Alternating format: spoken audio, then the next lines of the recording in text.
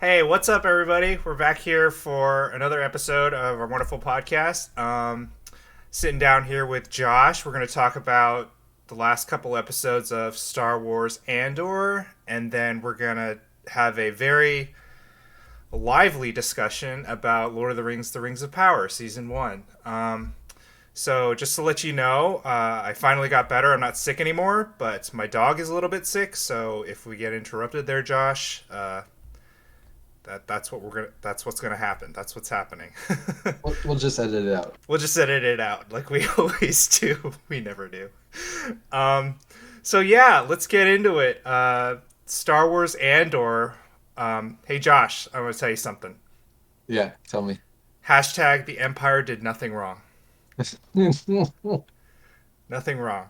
Just a bunch of delinquent, low life prisoners staging an escape because they can't handle it in our totally normal rehabilitation center, trying to just reintegrate them back into society like normal people, but no, they gotta go hurting people. These are hardworking guards. They just want to get home to their families after a hard day's work. I mean, what is wrong with these prisoners, dude? If they wanted to, if they wanted to stay out of prison, they shouldn't have done anything wrong. Did they do anything wrong? Yes, of course. Otherwise, how could they end up in prison?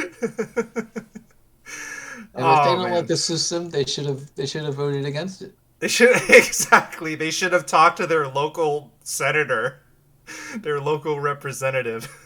Don't forget to vote.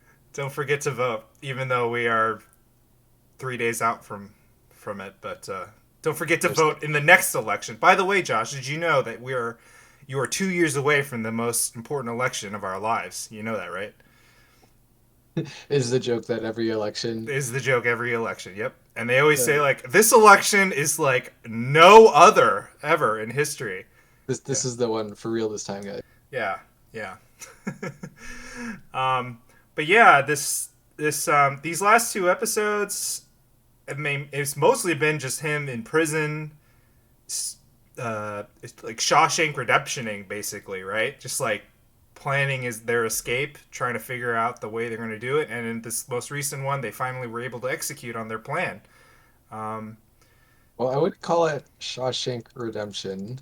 Uh, I haven't seen this show, but I imagine it's more like Prison Break.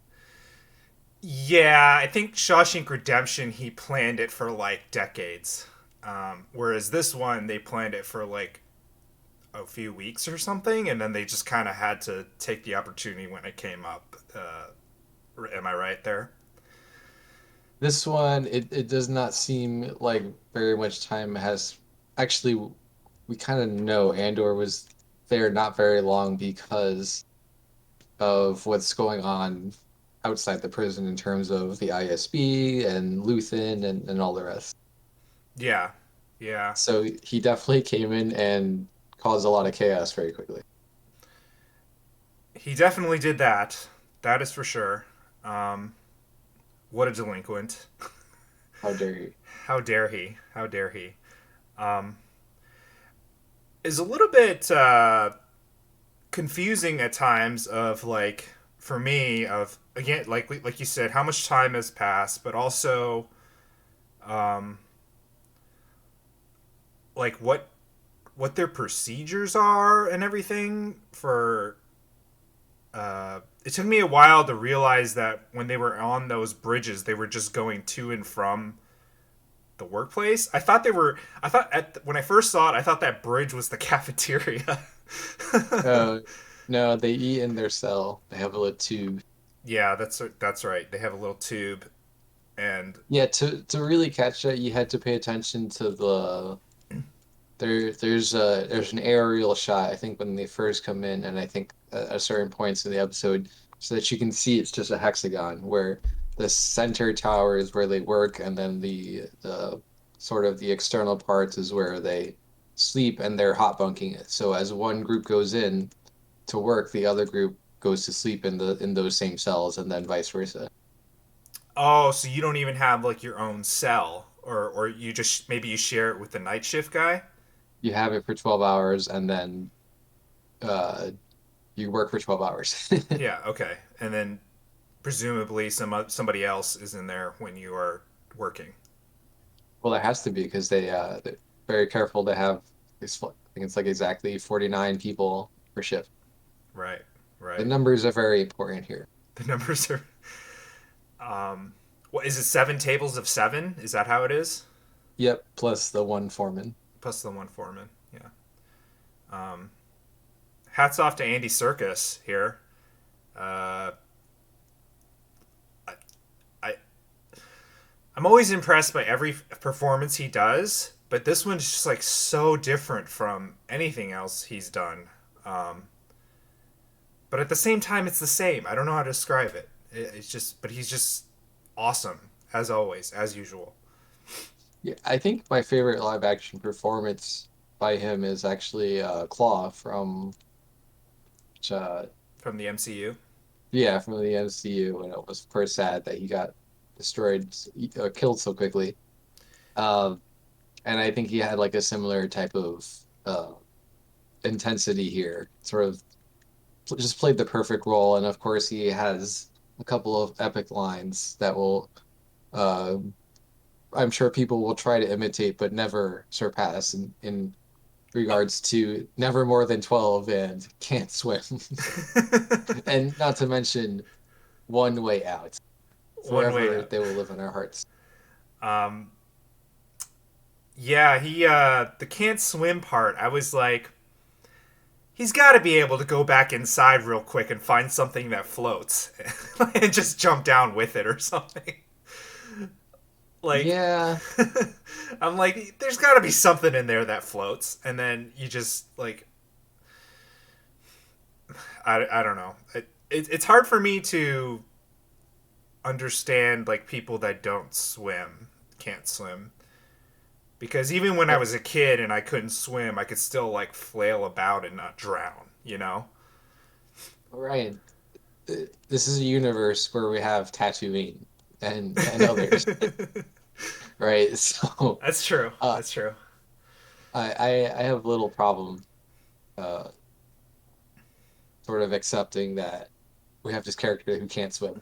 Okay. All right. Yeah, but I mean, there's ways around it too. You know. Um, and Yeah, that's probably not the last we've seen of him. That can't be the last we've seen of him. I mean, how many characters did they murder so quickly? It's like, oh, here's this awesome character. From going back to the start of the series, whether it's the communist, what was his name? I don't remember because he's dead already. The very first episode, Cassian's killing people, just like in the start. Oh, so so someone made a funny comment on the social medias about how Cassian he can't stand people who don't go up, and he proves it because at the beginning of Rogue One he shoots the guy who hurts his leg and can't go upwards. Wait, sorry. He doesn't like people who don't go up. Yeah, so well, so the whole object of them, like the whole thing of them escaping from prison relies on them going up the elevator and then Okay. going up to the control thing, right? Okay. And Yep. then same thing when they're doing the heist, they have to go up into the tower first, and then they have to fly upwards out. And then in Rogue One, the guy's like, "Oh, my legs hurt. I can't climb up." He's like, "That's too bad," and he shoots him. So the moral of the story is, if you're gonna hang with Cassie, you better be able to go up. You better be able to go up. Okay. All right. Uh, I'll take that. Take that into consideration. um, we didn't get in this latest episode. I don't think we got much of Deirdre and her whole storyline. Um, but can we talk about that for a little bit? Like, oh, first of all, I want to say that I was playing. It's kind of a little bit of a random story, but I finally started playing The Witcher, Witcher 3, this week, Yeah. and um, I was listening to the character talk, and I didn't realize that Witcher has like so many cutscenes. It's like watching a movie more than playing a game.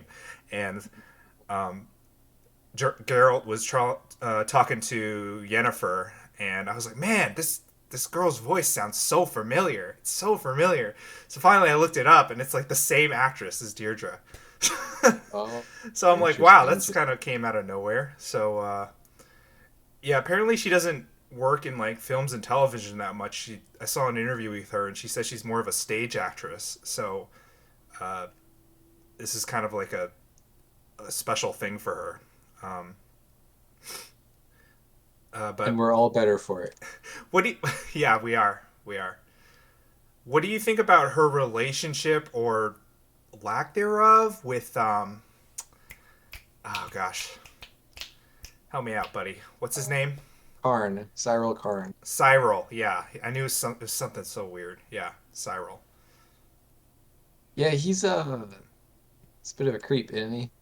Uh, Yeah. it's like so unclear. I think while there's like some pins and twists and turns, pretty much everything that happens to each character you can kind of see coming, right? Like, oh, they they're like doing this dangerous thing, so they died, or they're in prison and they died in a jailbreak, or so on and so forth.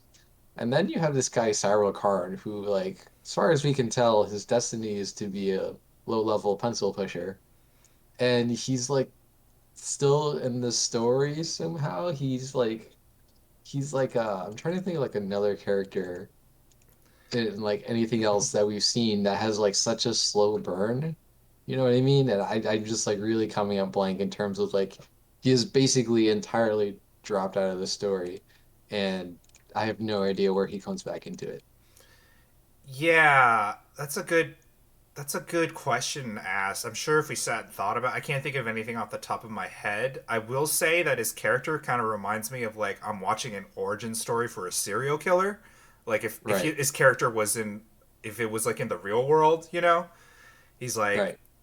wasn't able to fulfill his potential or was overlooked or you know wasn't perceived as being as good as he could be, but he's got like this overbearing mother. It's like this looks like I'm watching the origin story of like I don't know Dahmer. It's obviously not Dahmer, but like somebody Yeah, he supports authoritarianism, even though it's done nothing good for him, really. Um, he has this weird obsession with this woman in power. There's something, yeah, I don't know if we've ever seen, he seems like a different type of villain that we haven't seen in Star Wars before. Villains in Star Wars are generally mustache twirling, capes and masks. And then there's this guy who's like the most ordinary human being in the world, but still quite menacing. And actually, yeah, and you brought up the point that it's like you don't really know what he's gonna do or where it's going. I don't know if he's like if he's supposed to die at the end or is I feel like now that we're talking about it, he's gonna end up coming out of left field in like the finale doing something crazy, you know? Uh, Yeah, he's gonna like pick up a gun and fight against the rebels, and then the stormtroopers are gonna shoot him or something like that. It's so the best I can yeah, come up with. yeah, yeah, yeah. Especially was he even in this last one? No, he was not. There was too much going on in the last episode. He Yeah, did not make it it was in. mostly the prison break, but the other thing was the conversation with Stellan Skarsgård and Lonnie. But Right. This episode was essentially like an action sequence framed by two incredible monologues. yeah, yeah. Um, so can we talk about that conversation with Lonnie for a second? Yeah. Yeah. So Josh, you gotta help me out, man. Who is Lonnie? What? He's an officer in the ISB. Okay. He's in so many scenes. All right. I am really confused because so he's working with Stellan Skarsgård. Yes, he's a rebel spy working in the He's ISB. a rebel spy working in the ISP. Okay. What's going on there at the in their conversation or their monologue? The monologue, basically. Okay, so uh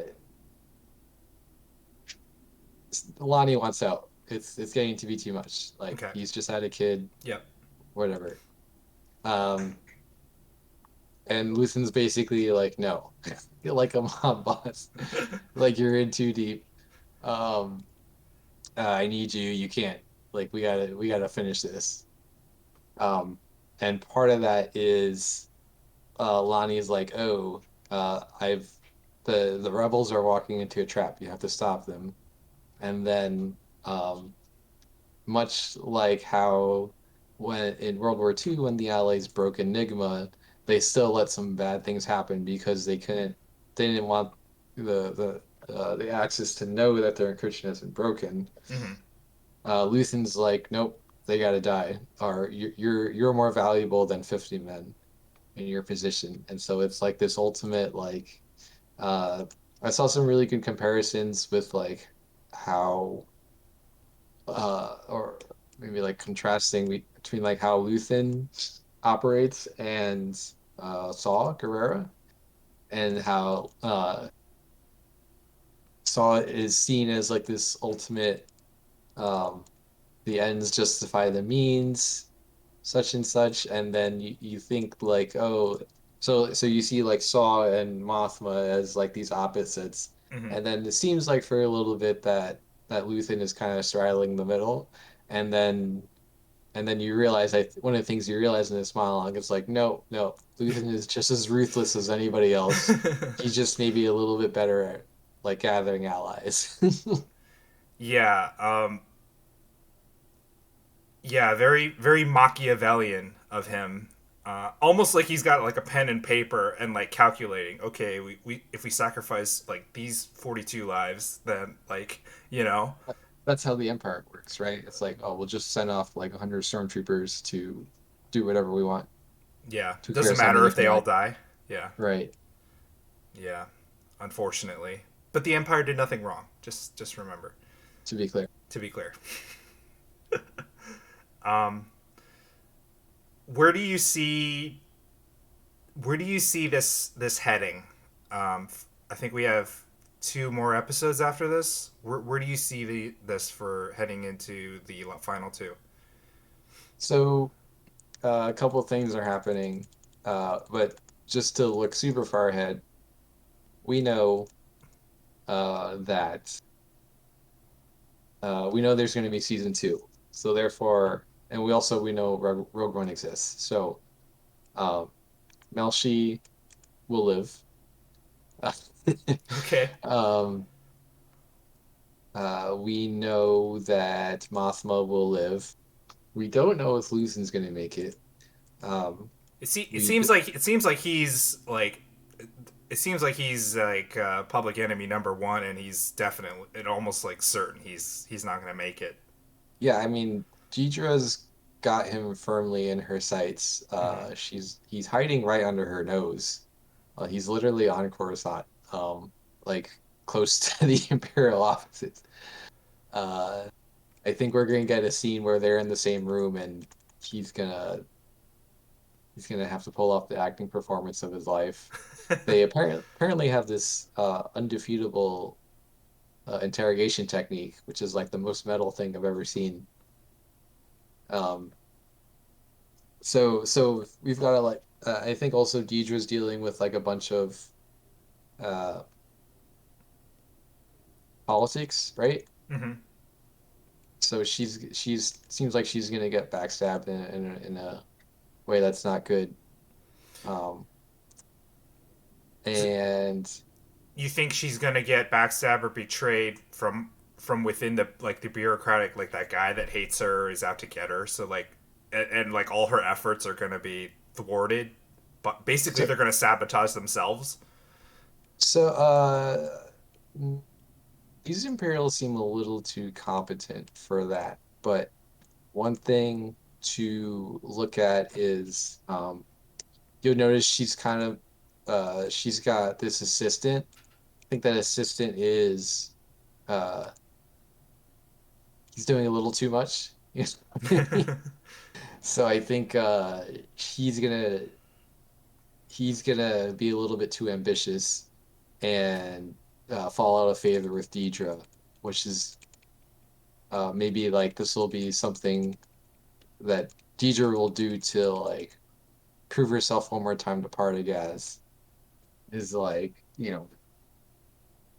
or maybe he takes the fall as a rebel spy instead of Lonnie. So Lonnie makes it to season two. Hmm. Okay, There, maybe. there's just a lot going on. It's like Yeah, that ISB could be its own show. yeah, it really could. Um, I want to go circle back to you. Like we were talking about, Luthen is kind of we think he's on the chopping block, or it looks almost certain that he's not going to make it. If they actually found him out, exposed him, and like had proof and everything, and they like killed him or took him into custody, wouldn't that basically mean that Mon Mothma has is pretty much like out of the Empire? Like that would be the catalyst to turn her from senator to full blown rebellion member leader. So yeah, I mean she's or left the Senate by the time Rogue One starts, so we may see that Oh, happen. okay. She's already out Uh, by the time Rogue One starts. Okay. yeah, remember she interviews Jin when they get uh when they rescue Jin and bring her back to Yavin 4. Mon Mothma is the one who like tells her what's going on. Man, I gotta watch Rogue One again, dude. I haven't I seen it since mean, the year it came out. yeah, exactly. I mean, really, you need to watch Clone Wars. I saw this is a digression, but I saw apparently the art department is putting in Easter eggs in Luthen's thing that you didn't know about beforehand. So there's one of Padme's headdresses is in there. One of whose armor is it? There's a set of armor I think from Starkiller from Force Unleashed in there as well. Just like all these things that are callbacks to earlier pieces of canon that it all makes sense once you've watched Clone Wars. Okay. So, All right, dude. in conclusion, In conclusion, watch Clone Wars. Um, are you still on the theory that Luthen's assistant is Andor's sister? nah, it doesn't make any sense. Doesn't make any sense. You're not on that anymore. I mean, uh, no, perhaps, and also perhaps, Castian's sister will be season two somehow. Could be. Yeah. Yeah. Um, maybe it turns out it was somebody else. All like some, like it's Deirdre or something. No, it's not Deirdre. Uh, It's not Deirdre. That would make even less yeah, sense than the assistant. But that would be the ultimate. Everyone is related in Star Wars. yeah, yeah, that would be like the oh, Be I like don't. the worst example.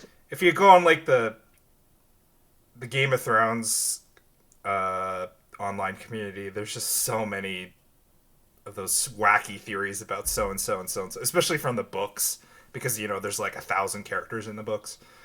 Right, right. Yeah, so let's not People get can't into. contain themselves. Yeah, yeah. You just look how smart I am. Like the dog is his long lost sister. Like come on, just come on, Just stop, just people. stop. Yeah, just stop. Um, anything else you want to talk about in Andor before we move on to Lord of the Rings? Um, wow. Let's see.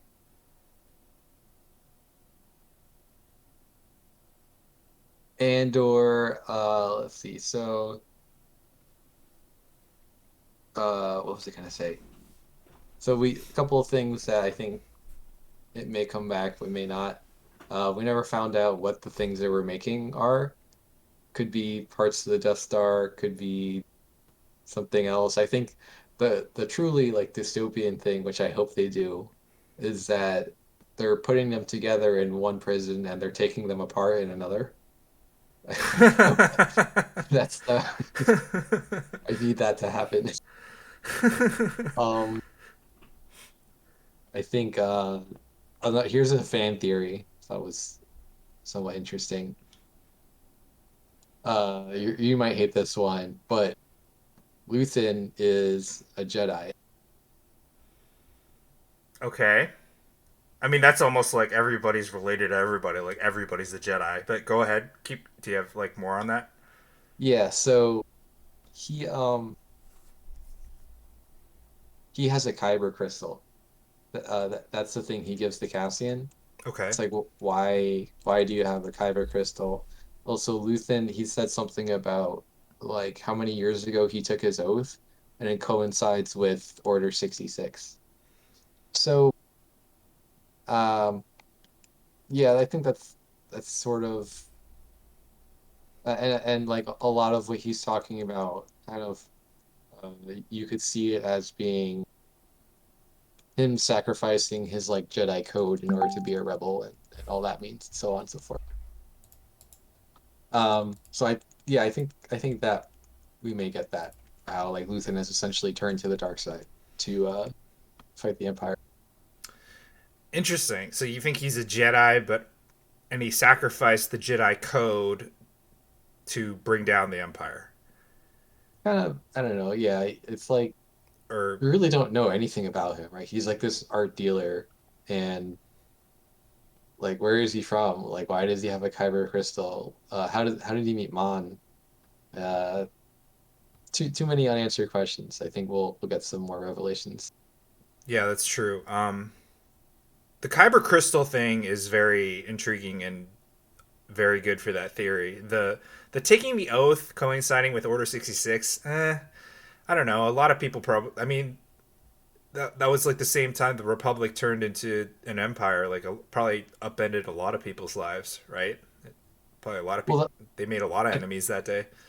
I think I think that was the point though. Like unless you were a Jedi, like if you're just an average citizen, you think, oh, the Republic won the war, the Jedi are traitors, and now the clone troopers, they're still clones. They're not stormtroopers yet. So I think overnight, really, the only thing that happened is the war is over. I don't think Order 66 really changed the life of anyone unless you knew a Jedi or you were related to a Jedi. Interesting. Interesting. Interesting. Okay. Uh. Okay. Well, that brings up another question: is what is I'm sure they talked about this, but I can't remember it right now. What was Mon's motivation for undermining the empire? Was it just like because she's a democratic idealist? Um, I think uh, there's I think it's something that happened off screen. Episode 3, where Padme essentially tells Bale to like start setting up a resistance because like Padme is she's no dummy except when it comes to Anakin. She sees that the Chancellor is taking too much power and the Senate is becoming weaker and more corrupt. Um, so she tells Bale to like start putting together some sort of anti-government group, and Bale and Mon are good friends. But this is all happening off screen. Okay. So I don't think we've seen uh Mon's like ultimate origin story, as it were. Okay. There's potential for that then in either this season or the next season, like flashbacks or something. Flashback. Yeah, Yeah. or her telling the story or something. Well, it starts with Vel, right? So remember when Mon brings in Tay, she's like, only two other people know about to tell you. So we know now one is Vel. I guess the other is Luthen. So actually, it makes more sense that she was sort of from just a. I take back everything I just said. This is what happened. Okay. uh, Mothma was always um, like fighting against Empire overreach, as she put it, and like trying to stop the Empire from being so bad, just from like a purely policy perspective. And then Luthen reached out to her and brought her into the circle. So the two people that know that she's a rebel are Vel and Luthen. Okay. Okay. All right, but obviously there's more to explore there, like the details. Oh yeah, for sure, Yeah. for sure. Yeah. And at what point did Mon say like, "Oh yeah, go off with go off with Luthen and do whatever you gotta do." Um, I definitely got to watch Rogue One again before the finale. You're gonna cry, dude. I'm gonna cry. I want to tell you a funny little story. I'm gonna take you like a minute here to tell you this funny story. I saw Rogue One with my sister in the theater, and I remember there being a scene where they had like the proto Death Star laser thingy Yeah, was like bearing down on them, and it would like it wasn't at the climax. It was like in the middle of the movie, and they weren't sure if they were gonna make it, and like it was getting all dramatic, and the music was swelling and everything, and it looked like they weren't gonna make it. But of course, you knew they were gonna make it because it was the middle of the movie, and my sister turns to me and she says, they wouldn't have this problem if it was Star Trek. They just get Scotty to beam them up. yeah. You're talking about when they're on Jeddah and Jeddah's getting blown up, right? Yeah, yeah, yeah, yeah, yeah. That's right on Jeff. That is 100% a valid point. Also, how does warping work in Star Trek? Can you warp within like a planet's atmosphere, for example? You mean they did in Force Awakens? Right. uh, they've never done it, so I don't think it's possible. They've never tried to do it because they know it's a dumb conversation Probably, to yeah, start. yeah, probably, yeah. I mean, if you really want to ask, I can tell you like the scientific jargon of like how their warp speed differs from hyper speed, but like you know, none of it's real and it's all Separate. made up. So, Yeah, separate pod. so separate pods. Yeah. Um, okay. Do you want to move on to Lord of the Rings: The Rings of Power?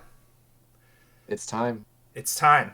It's time. This has been simmering in my consciousness for weeks now. I uh, was waiting for the time that we Can't could put it get off to any watch longer. this. Can't put it off any longer. We've both seen the whole first season. Um, uh, we both think it's the best series ever made, ever. Slash sarcasm. Um, let me bring up my notes. I'm sure um, you have like notes upon notes, and your notes have notes. Your notes have annotation. I actually don't have that many. It's like one screen's worth. It's like so I don't even have to scroll. It's like I, in some pods we do, I have to scroll like a ton because I've written so much. Yeah. But like on this one, not so much. That doesn't mean though I can't I wouldn't talk about it for like hours on end, which I could. But I will say like for me personally, this was like huge because like at least before it came out because like ever since I had read like the Silmarillion back in high school, like I always like I was like I hope they could do like any of these stories. Obviously, I wanted the main story from the Silmarillion, but any of these stories could have been awesome. So I was really hyped when it was I found out it was going to be from the Second Age, um, and yeah, so watching it was I had so many mixed feelings because they have like flashes of brilliance. There's like flashes of brilliance, and it usually is involved with like just establishing visual establishing shots with special effects. Like the first 10 minutes, the prologue of her talking, where you see like her childhood and her talking about the end of the first stage. That was incredible. I was like, oh man, if the whole show is like this, I'm just gonna like be riding high the whole season. But it wasn't like that the whole season. Elrond and Durin, I think I really liked that. I think a lot of people are in agreement.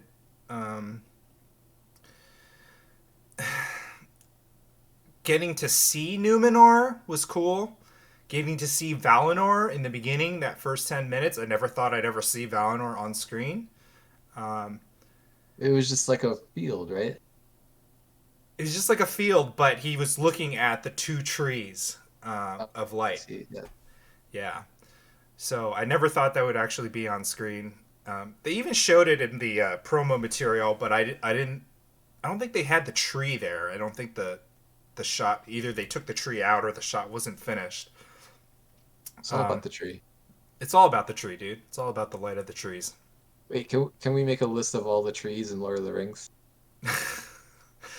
Oh man, I it's very confusing, dude. Can't do it. Can't do it. Can't do it. Um, just suffice to say that every important tree is like descended from those two trees, though. So That's true. Yeah, that's yeah, fair. that's fair. Yeah. Um, I will also say the opening credits are really good because the music was like very in the theme of like the original Lord of the Rings, but also like just like the symbolism and like the story they're telling um, with the music and the snaking black trail in it was like, oh, this is like exactly what the first chapter of the Silmarillion is, um, where like they describe he Tolkien described the making of the world was basically the Valar playing music, and Yeah. all the Valar were in harmony with each other except for Melkor, um, who constantly like wanted to go his own way and created a dissident melody. And so I thought they captured that really well in the visuals and the music for the opening credits, and that was pretty good. I also really liked Elendil, the actor and the character. I thought he blew me out of the water. I don't know what my expectations were with him going in, but it was just like, oh, this is he just fits it so well. He's just awesome. Um, Sorry, I've been monologuing a lot, Josh. Did you No, share this is any of good. my sentiments there? What have you liked about the series so far? Yeah, I think like you noted, just in general, the production value is very high. The music is great, the setting is great, the costumes. It seems like they nailed the costumes, which is like maybe like a big concern, I think, Yeah, because um, I have to get in my head myself, but it seems like they really tried their hardest to make a prequel to Peter Jackson's Lord of the Rings above all else. So it's not necessarily, or it's not at all, it's not at all an adaptation of the Silmarillion. It's a prequel to Peter Jackson's Lord of the Rings and a derivative of that. So sort of the music, the costumes, the setting were sort of aligned with that rather than going back to the source material and doing it from scratch, so to speak. But I thought it. I think if you have not read the books, it was probably pretty enjoyable for you. yeah. I talked to my sister about this, and she said it was really awesome. So Yeah. uh, I understand that, and that if I hadn't read the books, if I hadn't read the Silmarillion, I probably would feel almost the same way. I probably wouldn't like the Harfoots, but Okay, let's talk about the Harfoots. okay, let's talk about the So, Harfoots.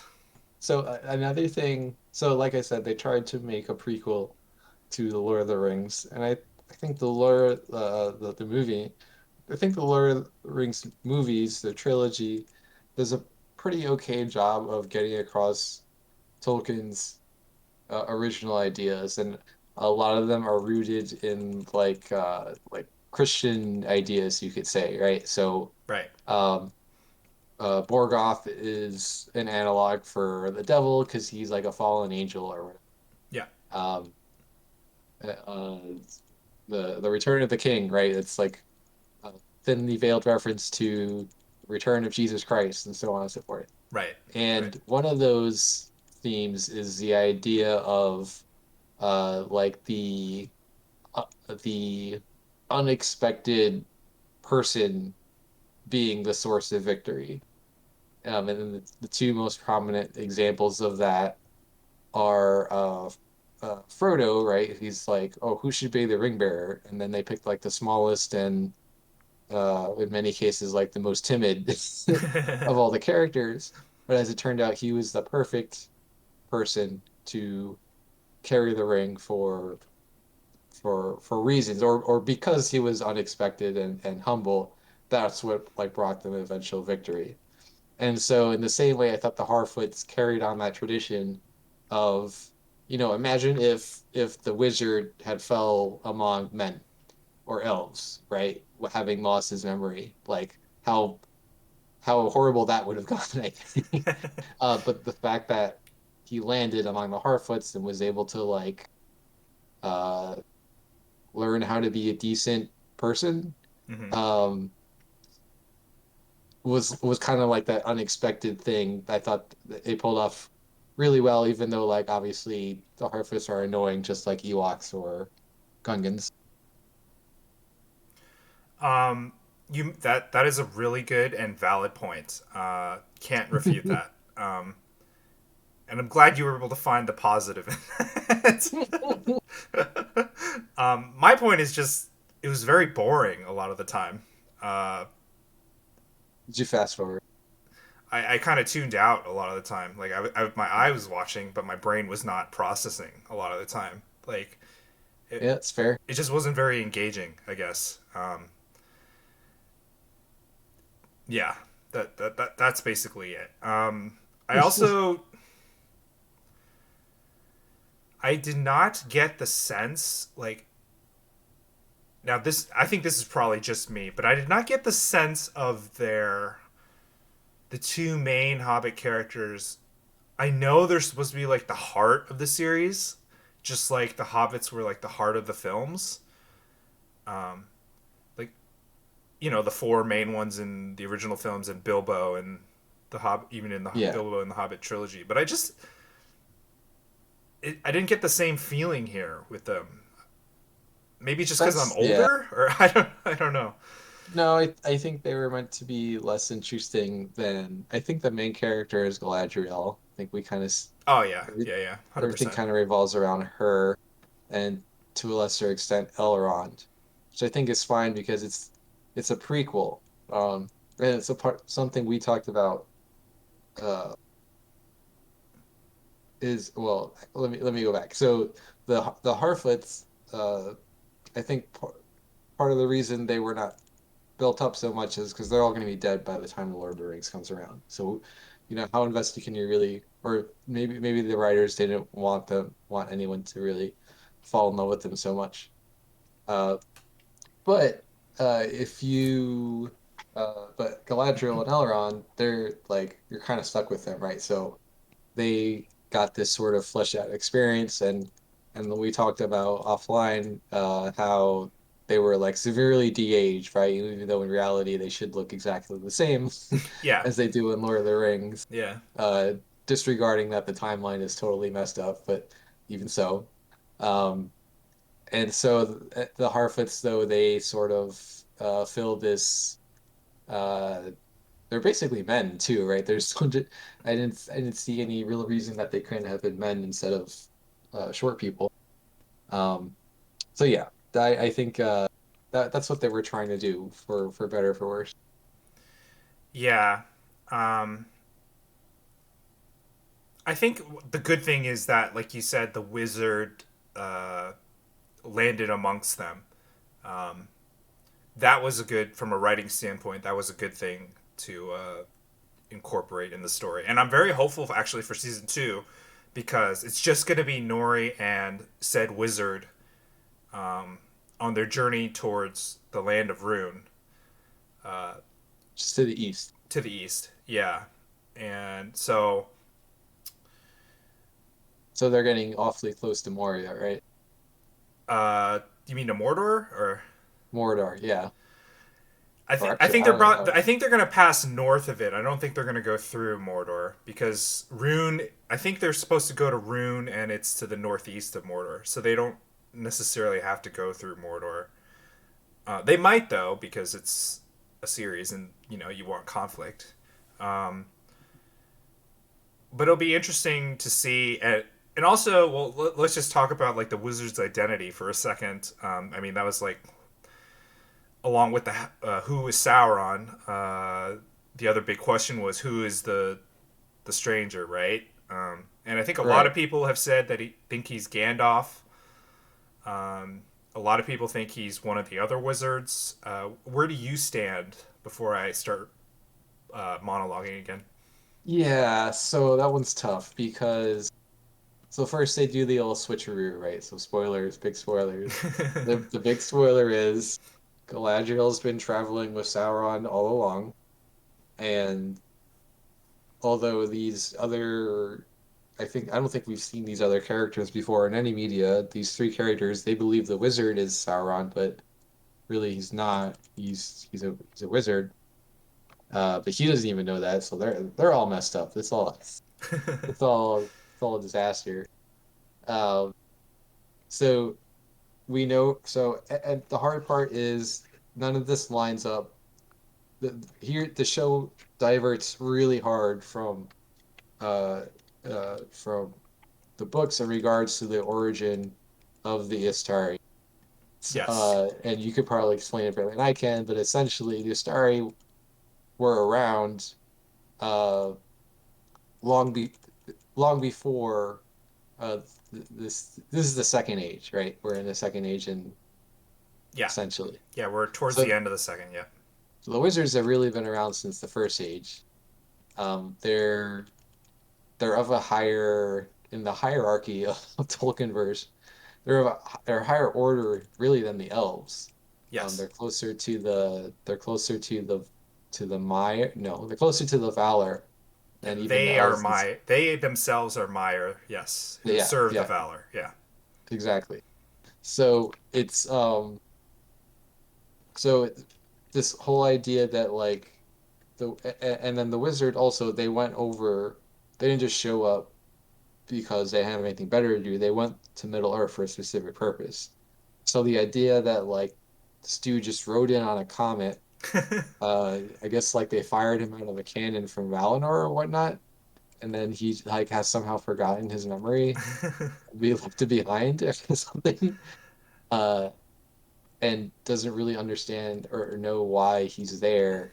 It's just like so totally different from the book. So it's hard to like say even start to pick apart which wizard he is. For all we know, there could be a sixth wizard that we have never seen before at this point. So I will say that Tolkien did say that there were five wizards, but there were other like lesser beings that he doesn't talk about, but he said that other lesser beings did come and help out, but the principal were the five. So I mean, he could have been one of those other beings, but like they're playing him up to be pretty important. It doesn't seem like he's going to be like some nobody or some wizard we never heard about. The case for like him being Gandalf, it could be like, oh, sorry, yeah, the case for him being Gandalf could is that he has a connection to the Harfoots, which could explain Right. like the origin of his love for hobbits, right? Yeah. That makes the most sense. Just his whole look and vibe is very Gandalf too, like same kind of robes and hairstyle. Yeah. Yeah, so like the only other, it could be Saruman, but that seems really unlikely. I'd put that at like a 1%. But the other people are saying it could be one of the two blue wizards because the two blue wizards, when they came to Middle Earth, they didn't stay in the west very long. They went straight to the east almost. So almost right away. And we know that this wizard is going with Nori to the east. So could be them. Could be one of them. Could be Gandalf. So I put like 80% Gandalf though. 80%. It, from a like selling toys perspective, it's probably Gandalf. Selling Um, toys first. That's an interesting perspective to consider. Okay. I mean, yeah, like we have to like so. And by the way, to go back to Andor, we've seen a distinct lack of characters introduced for the sake of selling toys. It's refreshing, but yeah, like we've kind of always seen the story from Gandalf's perspective, right? So it kind of follows that they would. It would be a little weird for this guy to turn out to be Saruman, I think. One other thing that is a case against him being Gandalf is that Gandalf's coming to Middle Earth is very specifically written about, whereas the other wizards are not really. Right. He comes and he lands at the Grey Havens. Yeah, at the Grey Havens, and he meets Círdan, the Elven Lord of ships, Who's and not in this who's not in this, somehow. but I think I saw an interview with one of the showrunners, and they said he's coming. So he's coming next season. Next year. Yeah. That was one of the out of all the elves that I know the name of, that was the one I was like, where is Círdan? Like it he also ends up being one of the ring bearers, right? Yeah, exactly. Exactly. He's So one of the original ring bearers. Yeah, I think the original three were him, Galadriel, and Gil-galad. So, well, I tried to read up a little bit on it. It seems that Celebrimbor originally had one, and then later he gave it to Círdan. But the fact that that is potentially what's going to happen, and we haven't even seen this character in season one, was a little weird for me. But um, yeah, and you could have showed it in the show, like how it's written in the novel, but I don't know. The meteor scene is kind of cool. Like that is kind of cool, but yeah, it's almost like they put. So if you remember, they did this cool transition where the meteor falls at the same time that Galadriel jumps into the ocean. And I was like, that's the coolest thing ever. So maybe they put in the meteor like specifically for that. So they could do that. yeah. Props to Galadriel, by the way, for like being the universe's best swimmer, long distance swimmer. Like she I, was basically almost there, right? And then she had to yeah, swim all the way back to Middle Earth.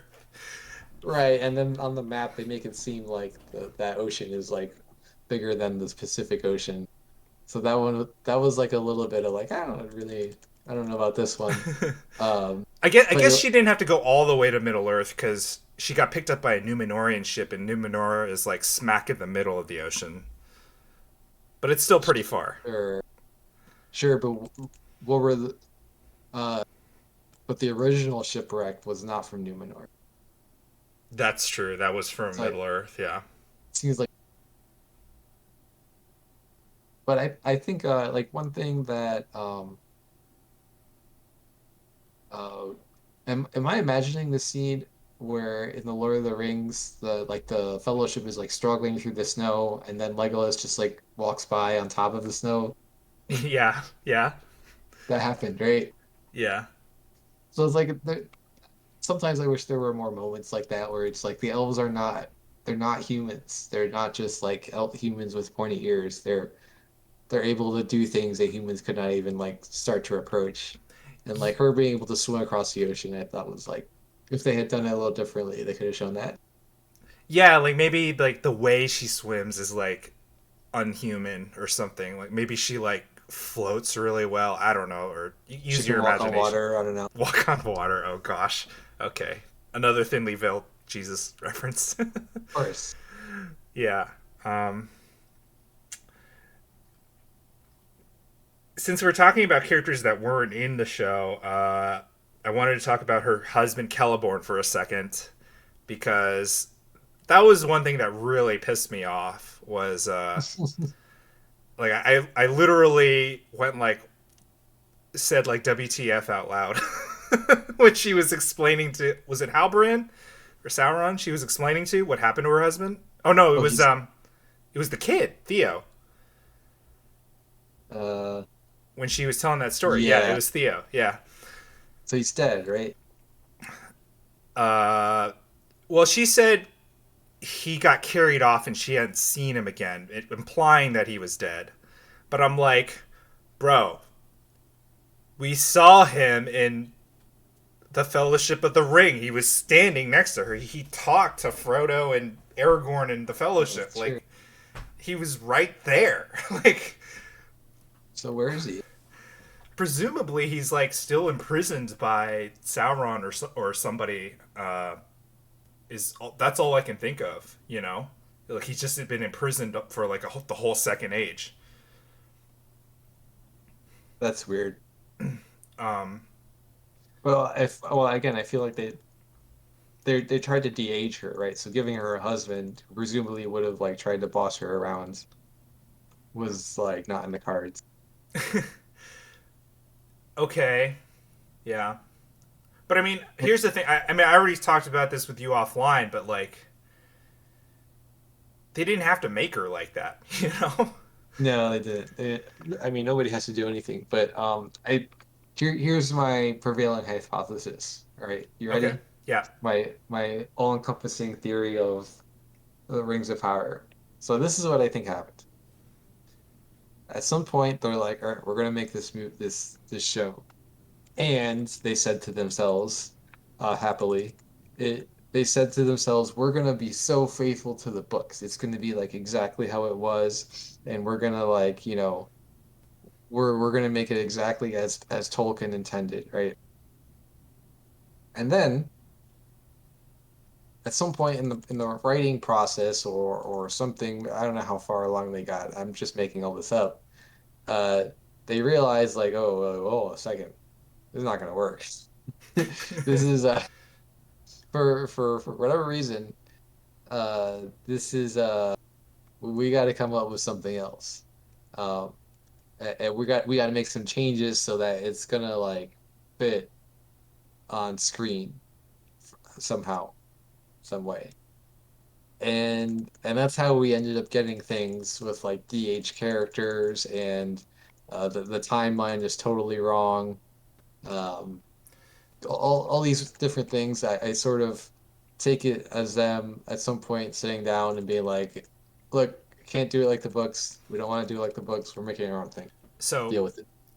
the one thing that I can say that might have affected it that actually is not their fault is they don't technically have the rights to the Silmarillion or any of the other novels. The only thing that they actually bought was the rights to Lord of the Rings.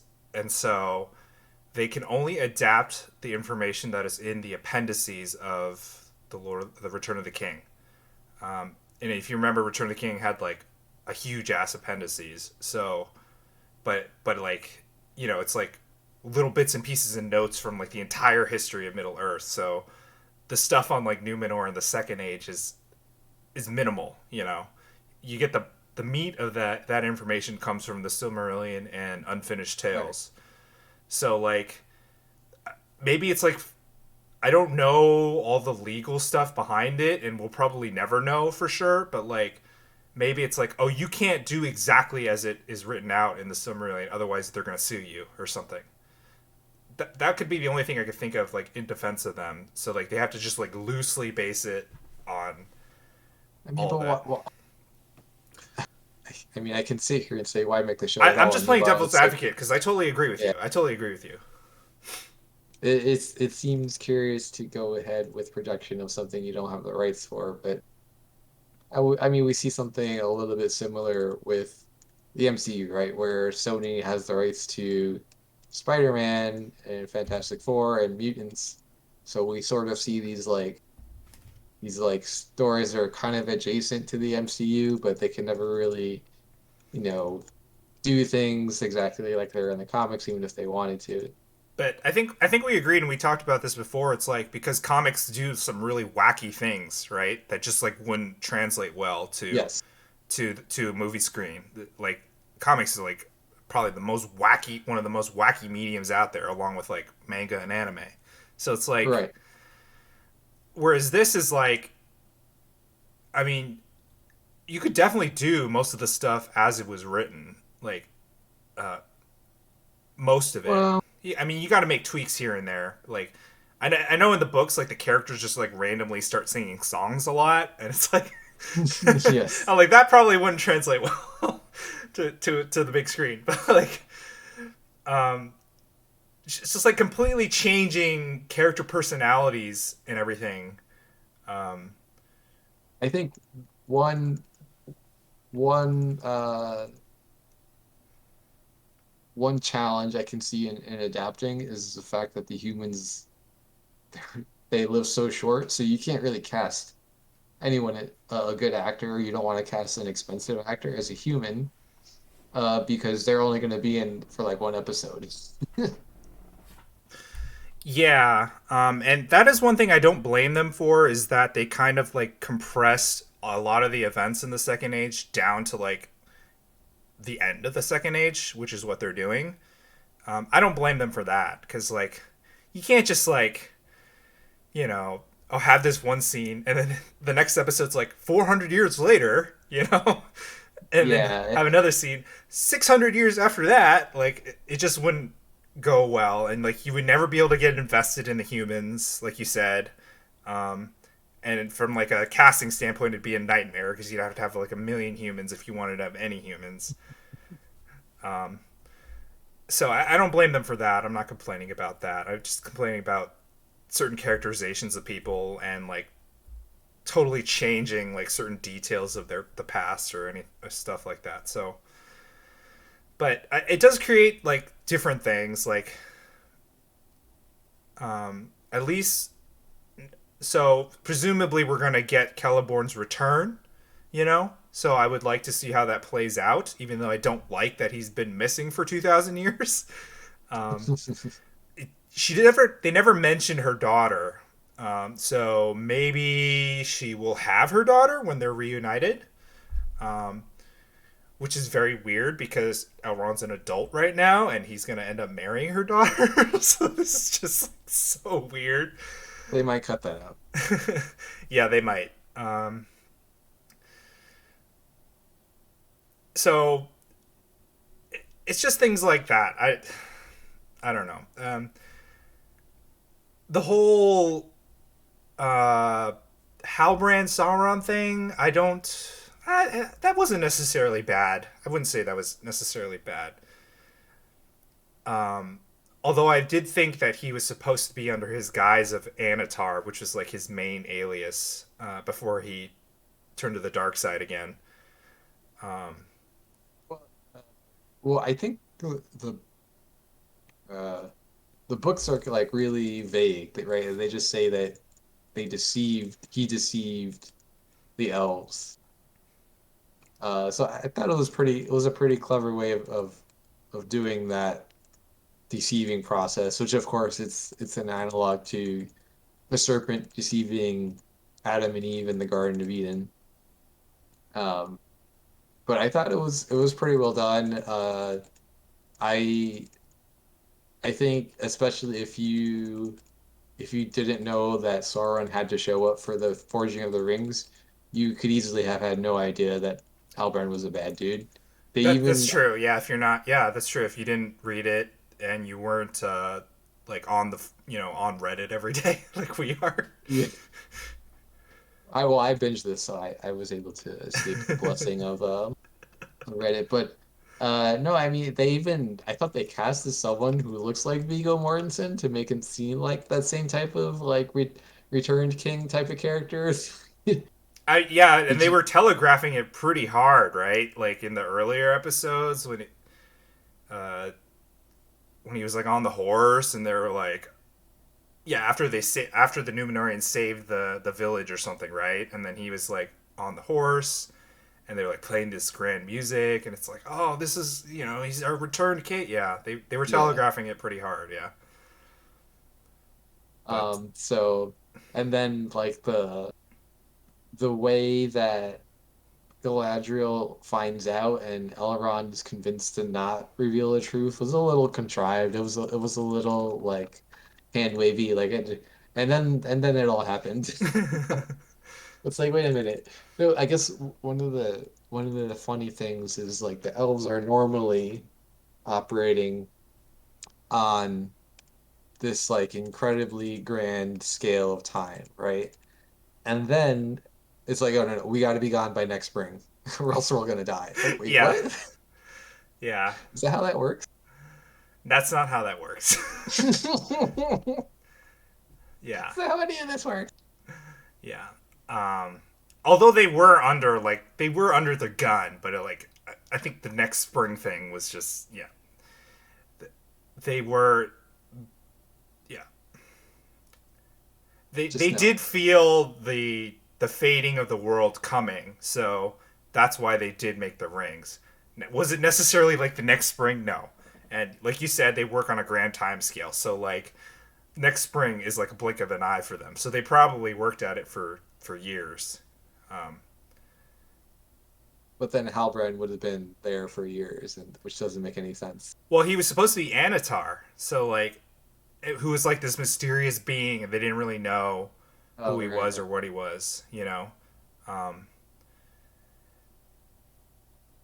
but like you said, it is a little vague in how he convinced them to make the rings. That part is vague. It's not in detail written in detail. So the way they did it here, I thought it was okay. It was all right. It was good. It like they didn't like deviate too far. He did deceive them.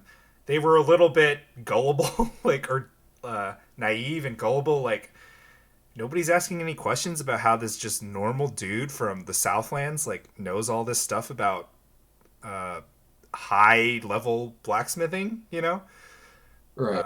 like if it was going to be a first of all, if this is going to be a man, then it should have been somebody from Numenor, even if it was a man. But it probably should have been an elf. You know, and he's giving pointers to Celebrimbor, who's uh, 4,000 years old. Like, okay, Right.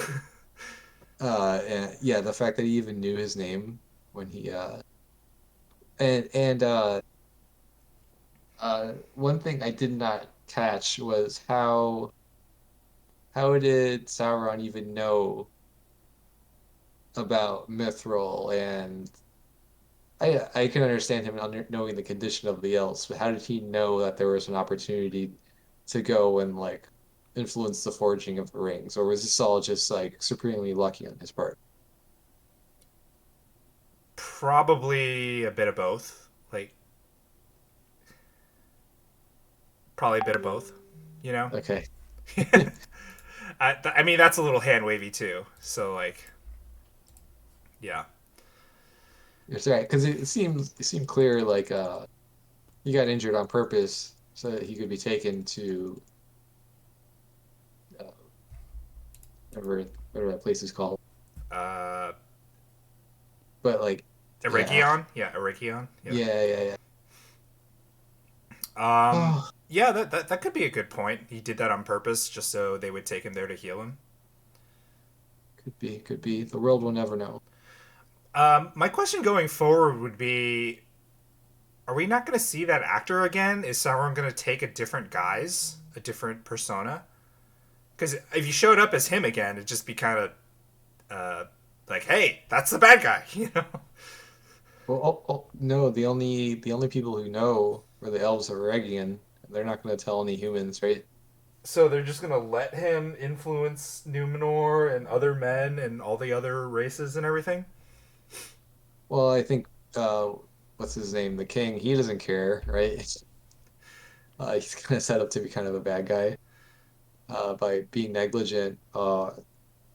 Elrond, I don't think so. I mean, so Sauron, I think if they sort of go back to the books at this point, Sauron's going to go to Mordor and start forging the One Ring. Um, and so I think the main like if we see Sauron next season, it's going to be him versus that other dark elf. I Uh, don't think Sauron's going to be like walking amongst the Arendar humans. or oh, you mean Adar? Yeah, Adar. Yeah, yeah. Uh, that is. I like the addition of Adar. Um, and he's also kind of a character you don't really know where it's gonna go. You know, is he I think gonna? he's going to die. You think he's gonna die, or is he? Oh, okay. Or He's he just like a may rival for power for Sauron, like a rival for the dark side. uh, yeah, so that would be kind of in keeping with the themes of Peter Jackson trilogy where Sauron, he's doing his thing, but then Saruman's doing his own thing as well, trying to grab power. So that you can kind of keep that dynamic. Yeah, that's true. Um, there may be some sort of like tragic end where he sacrifices Adar to make the One Ring, like a like the Soul Stone type situation. I don't. I just saw I what was it? Infinity War Endgame, whatever it's called. It was on TV the other day. I just saw that one scene of them like fighting to sacrifice themselves. I was like, this is they could have done this different. um, yeah, I okay.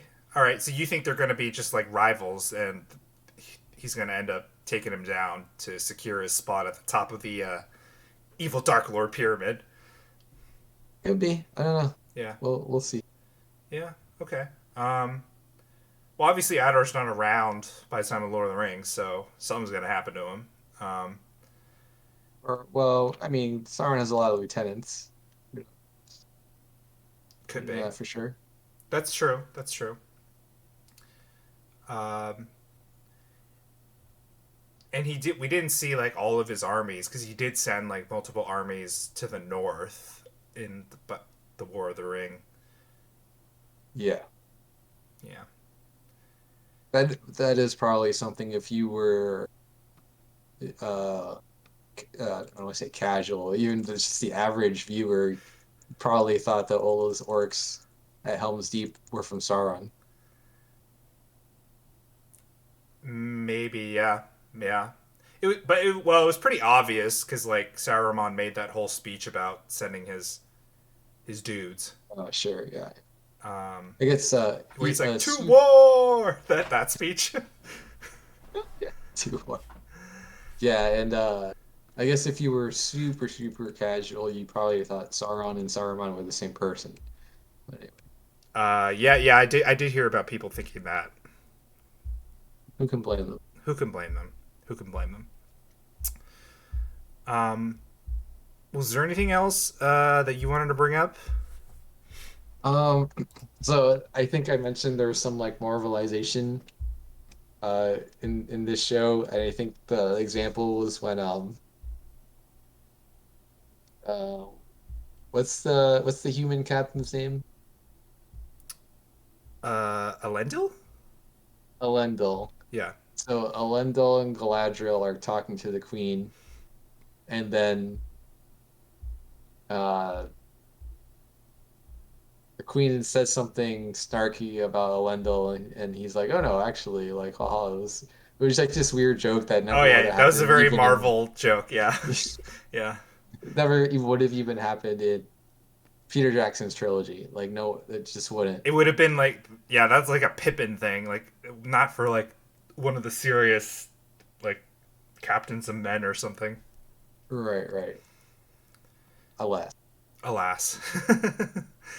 Yeah. All in all, I mean, I'm glad they made it. You definitely, like you said, you see the production value. It's the most expensive TV show ever made to date. Uh, they out they broke Game of Thrones' record, so we'll see how it goes. We'll see how it goes. Obviously I'm still gonna watch season 2 and the rest of them, as will most of us. Um, if you haven't watched the Fellowship of the Ring, the prologue, just know that like if you watch that, that's like where all these characters are going. So like I know you know that, Josh, but like I was talking to my sister the other day, and I was like, "Do you remember the first 10 minutes of Fellowship of the Ring?" And she's like, "Not really." And I'm like, "Man, we saw it like 50 times together. You don't remember?" So that's actually a good point. The one thing I wanted to mention is, seems like they did Isildur like really dirty this series. Like he's supposed to be this. I gather he's like this amazing war hero. Uh, right now he kind of seems like a punk. He's got like that little teenage punk. Uh, Right? He doesn't know what he yeah, wants to do with his life. Can't his head in the clouds. head in the clouds. Just has his two best bros. He wants to just hang, do everything with them. He wants to go to the West, like whatever, instead of joining the army or something. I don't know. Yeah. Uh, Obviously, we're gonna see him grow into the character he becomes. Well, it seems like he got separated, right? He's like stuck under a tree somewhere, and I don't know, Oh, that's right. maybe maybe we'll get what am I trying to say? Oh, the those characters, those other characters that are traveling, maybe they'll meet up. So maybe if that's uh Gandalf and the Harfoot, they're gonna run into Isildur on their way east. That could be a good. Yeah, that could be a good team up meeting, Like, chance meeting. here's a human, right? Like, Yeah, a I don't hu- know. a hobbit, a human, and a wizard walk into a bar. The um, Balrog says, "Oh ho ho." Oh um, yeah, they showed the Balrog too, huh? yeah, they showed the Balrog, and I was like, "Is that just like a Easter egg, or are they actually going to do something with that?" You know? Well, that's Durin's Bane. That's the named Balrog, I Yeah, that's believe. Durin's Bane. So like, So what though, right? yeah. So what though? And then also like in the Fellowship of the Ring, it's like a. Well, never mind. Hold on. Never mind. No, that's not related. Never mind. But yeah, are they going to show that here? I can't remember exactly in the timeline when that's supposed to happen, but it feels like they're going to show that sometime during this show, like just like the dwarves getting massacred, you know? Yeah, it seems like the dwarves were being set up for a tragic end. Yeah, Rest in peace. unfortunately, and if, you know, like they're like the one of the really good things about the show. It's like people like Durin and his family. Uh, He has to go then. he has to go. uh, yeah, man. Anyways, we're almost about out of time, so I could talk for like another 2 hours about this, but we won't. Yeah, let's put it to rest for now. Let's put it to rest for Uh, now. it seems like it's not getting canceled. It seems like it's not getting canceled. They put a ton of coin into this. It is very popular. Um, so we'll just see. We'll see. I don't know what their timeline is like, but this is like a pretty expensive and big production. So I would be really surprised if it actually came out the same time next year. I feel like they would probably need like 2 years for a show like this, unless they had like already like bit greenlit it way back when, and they were already ramping up now or filming already now. Um, but anyways, we'll see. What have you been watching recently, Josh? So I'm like a couple episodes deep into Tom Clancy's Jack Ryan. Oh man. Always, I just always laugh. There's a couple of franchises that feel the need to slather the creator's name over everything that they do, and uh, Tom Clancy is one of them. Another, of course, being uh, Hideo Kojima with Metal Gear Solid games, and Yeah. or releasing Death Stranding. It's like Hideo Kojima game produced by Hideo Kojima, created by Hideo Kojima. And Yeah. it's like, all right, yeah, we get it, we get it. Yeah. It is always Tom Clancy's Jack Ryan. Um, Or Tom Clancy's Ghost Recon, or Tom Clancy, like yeah. whatever. We Uh, get it, dude. that show is really good. I've seen both seasons like twice through, and I kind of want to say three times through. It's Oh, that's crazy. it's that good of a show, I think. well, there's like also like long breaks it was like a long break between season 1 and 2, so like I kind of forgot a lot of season 1, so like I went back and watched it, and I So that's rewatched season 2 again because season 3 is coming out soon. So yeah, that's an interesting point. When you said like, oh, like it seems like we're getting the other show pretty quick. Um, there's more shows, it seems like, that get like a year break. Or so like they'll have like one season comes out 1 year, and then there'll be like a 2 year break between that one and the next season. It's hmm like what's going on here, you know? yeah, it's like a lot of it depends on like the network and how confident they are in like greenlighting. Like if they sometimes they're so confident it's gonna do well, then they just automatically greenlight it before the first season even comes out or whatever season they're thinking of. Sometimes they just want to wait and see how the current season does, so they have to wait till it premieres and look at the ratings and the numbers. And then obviously, if you don't greenlight it, if you wait till then to greenlight something with these massive shows, you can't just turn it around in 1 year, especially for these big budget things. So I haven't been following like the timeline on the behind the scenes stuff for this show, so I don't know exactly. I'm sure somebody else out there has been. So if you're listening and you do know, please let us know. Please tell it. Please tell us. Uh, yeah. So anyway, I've been watching. I just finished finally my rewatch of ER. It took me I months did. because there's 15 seasons and it's like 45 minutes an episode, and they're network shows, so it's like 20 something episodes a season. So it took a long time. But I finally finished it. I love that show. It's an awesome show. I'll probably do that at least once again before I die. It's that good of a show. And then also, I was binging this week The Crown season 5. Oh my god, so good, so great. Season 5. The Crown season 5. It's finally caught up to like our lifetime, our lifespan, Josh. So like the stuff Seems they're like they have some more to add. yeah, yeah, like yeah. So like they've gotten like to material that's like, oh, I remember that happening. Whereas like before, it was always like, oh, this is history to me, you know.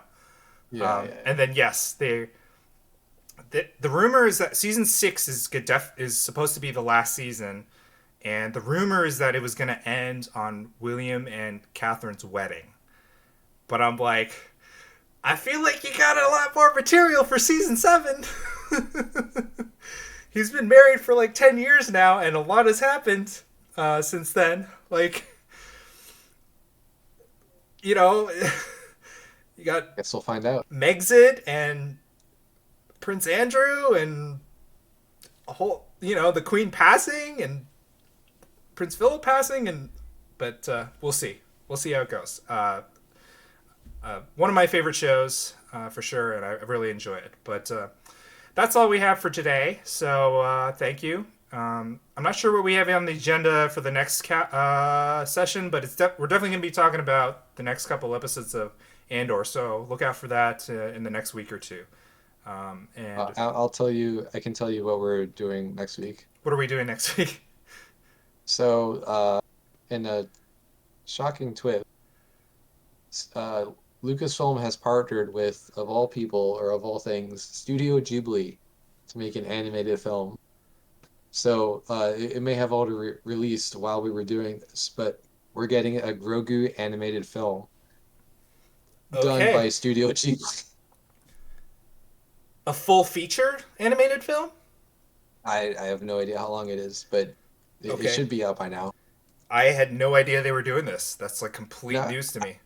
they I think they literally announced it like today to no fanfare, almost like trying to think of something that just like happened and no one said anything. I can't think of a good example, but yeah, like, you know, sometimes Disney will just like, oh, here's a show. Yeah, with no little to no marketing. Right. Well, I look forward to watching that. Let's find out when that comes out, and we'll talk about that for sure. Yep, yep, yep. All right, all right, everyone. That's all for today. Thank you for listening. Good night.